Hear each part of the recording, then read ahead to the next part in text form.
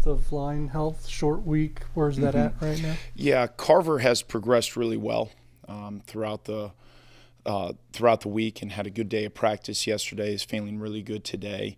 Bubba's been Hadley's been very limited up to this point. We're going to see where he's at today and kind of evaluate as we go through. So obviously those two guys and Carver getting hurt and appreciating his effort, but getting hurt, I think, on the second series of the Tulane game and battling it through. But it did impact his play. So, yeah, I feel pretty good. I feel better about Carver than I do Hadley right now. Were you pleased with what Langang and Pistori showed? Yeah, I was. You look at the environment. You look at two young guys in playing what I believe is a very good defense.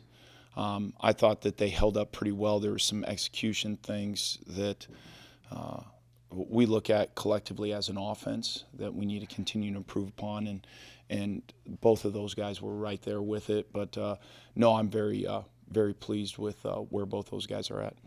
In the Tulane game, there were a couple times, especially when Avery was running to the perimeter, he was out there with trying to run behind a numbers disadvantage in terms of blocking. What was your reaction watching that on film? Yeah, it was, when we saw it, it was something that we can get corrected, is what I looked at. And yes, you can get frustrated. You can say, yeah, he's being very aggressive with what his thoughts are, and we don't want to minimize some of that aggressiveness that he had. And there was a backside guy who needed to do a little bit better of a job. I thought one of them, it was kind of one of those 50-50 as a coach when you can slow it down on film.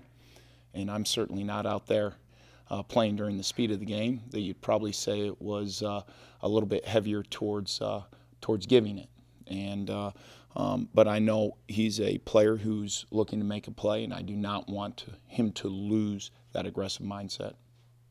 Arizona runs a lot of. I'm sorry. Arizona runs a lot of 4-down fronts, and something that Taylor Portier mentioned is a little bit different in college football nowadays. Yeah. What challenges does that present, and what advantages does it give? Yeah, it's interesting, as you look at the evolution of football, and we had to go back and look at some of the 4-down stuff that we had seen a year ago, and you have to go back and look at it from a protection standpoint. You have to look at it from a run game standpoint.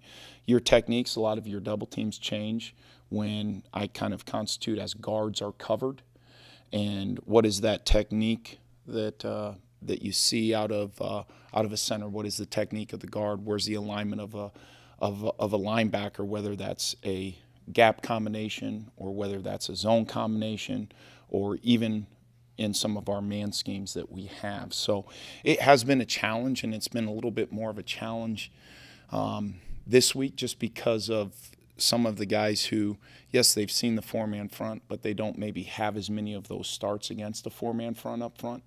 But I like how they've progressed all the way throughout the course of the week.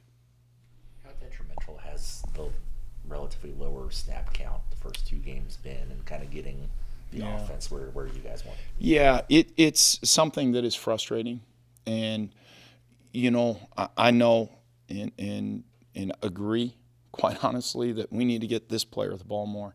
We need to get this player the ball more, and those are things that we're very abreast of, and we do, and I'm the one who's responsible, quite honestly. When we get that rep count up, I think it's going to give us more availability to do that. And you look at, why is the rep count down? We talked about it a little bit last week. And right now, unfortunately, it's kind of a little bit of the same thing. What we can control is being more efficient on third downs. And how do you become more efficient on third downs? Well, in some cases, it's the execution, it's the details that we need to get better at. And in some cases, it's about being better on first and second down as well, and where you're at field position-wise and things like that. Because when we do get in a rhythm, and you saw us get in a rhythm there in the second half of this past week, where I believe we scored on 3 straight possessions, and I think we were rolling, and I'll be the first to admit I didn't, as a play caller, was aggressive enough on that last series. But we were getting in a good rhythm, and that's what we have to do right now is find ways to continue to get in a rhythm so we can convert on third and then ultimately stay on the field to get the rep count up. What else do you see from this Arizona defense that concerns you? Well, they do have some experience, and I know that they did lose some guys with a coaching change from a year ago, but they did a really nice job of filling in some holes, and they did a real good job of keeping some of those guys through that adversity on their football team. So you can look at their personnel. They do have a new defensive coordinator. I think there's some similarities from a year ago, but you also look at it and say it's still very early on in the season, and what pictures are going to change? What is going to change that we haven't prepared for?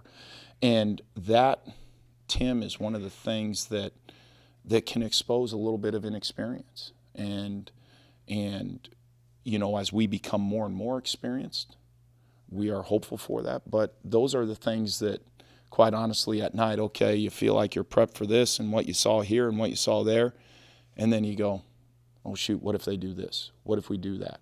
And especially in the condensed week that we have, in the limited amount of pictures that you're able to give those guys, those are some of the concerns that we have. I know the 3 and outs have probably prevented you from being able to, but have you wanted to get to more up-tempo? Yeah, we did, and I think, I don't know if you guys saw how the previous opponent handled that a little bit, and that's part of it. In order to get into tempo often, you need to get in a rhythm.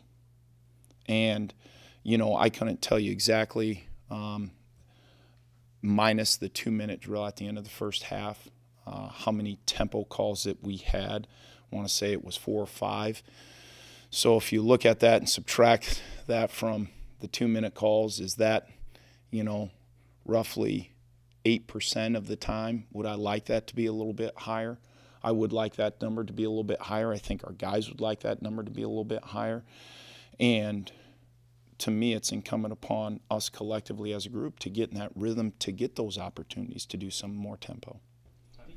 DJ leads the team in catches through two games. Are you good with that, or is that something you'd like to shift moving forward? Well, you know, when he catches a 40-some yard touchdown pass on 4th down, you're very good with that.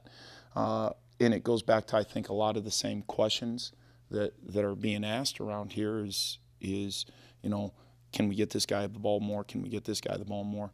Well, can we get the rep count up a little bit more too? And some defenses, you know, do a good job of taking away this part of the field, or taking away this part of the field, or taking away part of this. And, you know, one thing I do know and that I do like about it is our starting quarterback feels very comfortable throwing the ball to him, which is a good thing.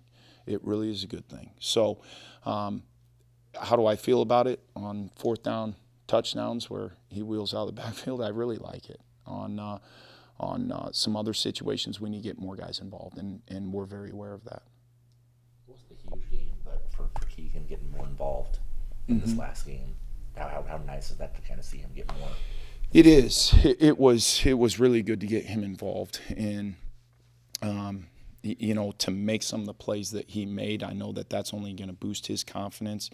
And I mentioned, and there's a comfort level with that quarterback, with Avery, that he is really, really feeling more and more comfortable with Keegan Johnson, which is really exciting to see. And we got to continue to progress along with that. And what is good, yeah, you look at, okay, it was Jason week 1, and it was Keegan more so on the outside this past week. And what is good is that, yes, we can throw it to our slot. Yes, we can throw it to our X receiver.